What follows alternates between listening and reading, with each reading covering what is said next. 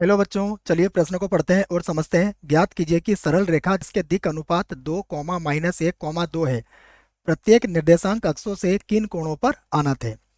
प्रश्न को हल करने से पहले हम प्रश्न के लिए मुख्य अवधारणा लिख लेते हैं। तो प्रश्न की मुख्य अवधारणा जिसकी सहायता से इस प्रश्न को हल किया जाएगा। तो मुख्य अवधारणा में बच्चों हम सबसे पहले दिक् अनुपात और दिक् कोज्या में जो संबंध होता है उसे लिखेंगे। देखिए, आपको सूत्र याद होना चाहिए। यदि ए बी सी दिक् अनुपात होते हैं और एल एम एन दिक् कोज्या होती है तो एल बराबर होता है प्लस माइनस ए बटा वर्गमूल ए का वर्ग प्लस बी का वर्ग और प्लस सी का वर्ग, ये एल होता है। उसके बाद एम बराबर होता है प्लस माइनस बी और बटे में होगा वर्गमूल के अंदर ए का वर्ग प्लस बी का वर्ग और प्लस सी का वर्ग। यहाँ ए बी सी हमारे दिक् अनुपात होते हैं। फिर समझा रहा हूँ। फिर एन बराबर होगा प्लस माइनस सी और फिर वर्गमूल के अंदर होगा ए का वर्ग प्लस बी का वर्ग और प्लस सी का वर्ग। तो ये देखिएगा आप, एल एम एन के मान ज्ञात करने के लिए हमारे पास यह तरीका होगा। और यहाँ पर याद रखें आप, तथा आपको यह जानकारी भी दे दूं कि एल बराबर होता है कॉस अल्फा,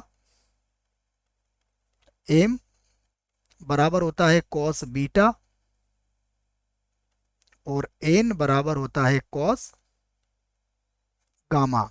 यहाँ अल्फा बीटा और गामा, अल्फा जो होता है वो एक्स अक्ष के साथ बनाया गया कोण होता है, बीटा वाई अक्ष के साथ बनाया गया कोण होता है और गामा जो होता है वो जेड अक्ष के साथ बनाया गया कोण होता है।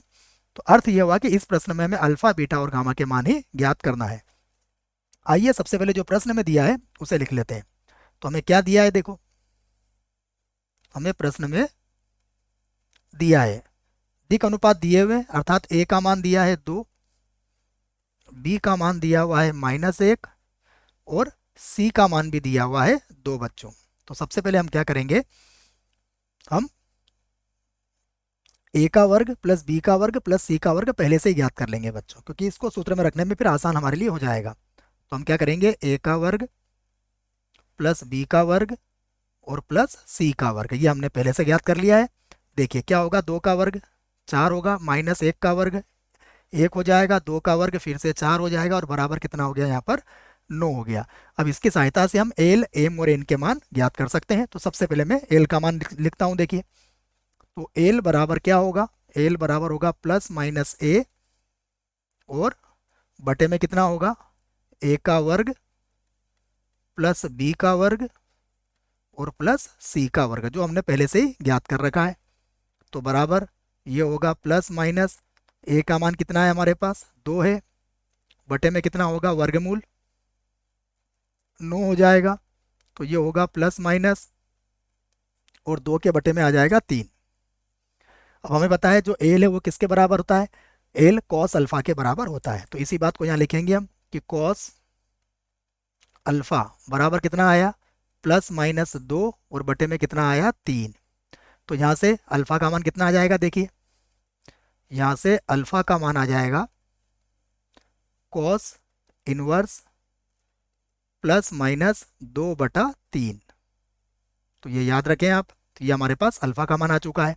अब हम एम बराबर फिर से सूत्र लगाएंगे। एम बराबर क्या होता है, प्लस माइनस बी और बटे में कितना होगा, ए का वर्ग प्लस बी का वर्ग और प्लस सी का वर्ग, बराबर देखिएगा प्लस माइनस बी। बी का मान कितना है देख लेते हैं एक बार। बी का मान है हमारे पास -1, तो यहाँ पर -1 लिख देता हूँ मैं। तो बी की जगह पर हमें लिखना है -1। तो ये लिखा हमने -1 और बटे में कितना होगा, वर्गमूल के अंदर 9 हो जाएगा। तो इसको हम लिख देंगे माइनस प्लस 1/3 के बराबर हो जाएगा। अब जैसा कि हमने लिखा है कि एम किसके बराबर होता है, कॉस बीटा के बराबर होता है। तो हम इसको लिख देते हैं कॉस बीटा। तो कॉस बीटा बराबर कितना आया, माइनस प्लस 1/3। तो इसकी सहायता से हम बीटा का मान ज्ञात कर सकते हैं। बीटा बराबर हो जाएगा कॉस इनवर्स माइनस प्लस और 1 हो जाएगा 3। तो ये हमने कॉस बीटा भी निकाल दिया है। अब हम फिर से सूत्र लगाएंगे। कि एल एम एन, एन बराबर क्या लिखवाया आपको, प्लस माइनस सी, और बटे में कितना होगा, वर्गमूल ए का वर्ग प्लस बी का वर्ग और प्लस सी का वर्ग। यह देखिए, तो बराबर प्लस माइनस सी का मान कितना है, सी का मान है हमारे पास 2, तो ये प्लस माइनस 2 हो जाएगा, और वर्गमूल के अंदर कितना आएगा, 9। तो अब हम लिख देंगे इसको प्लस माइनस 2/3। और फिर से वही बात दोहराऊंगा कि अब हमारा जो एन होगा वो किसके बराबर होगा, एन बराबर होता है कॉस गामा के बराबर। तो कॉस गामा बराबर कितना हुआ, प्लस माइनस 2/3। यहाँ से हम गामा का मान निकाल लेते हैं, तो गामा बराबर कितना हो जाएगा, कॉस इनवर्स, और ये हो जाएगा प्लस माइनस 2/3। तो अब आप कह सकते हो कि अतः अतः रेखा द्वारा